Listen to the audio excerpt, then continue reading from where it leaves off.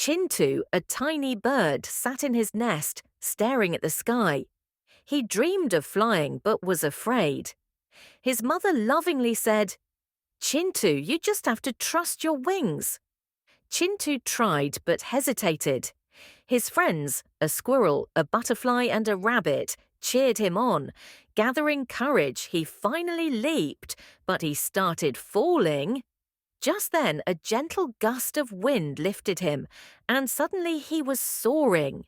Feeling the air beneath his wings, he chirped with joy.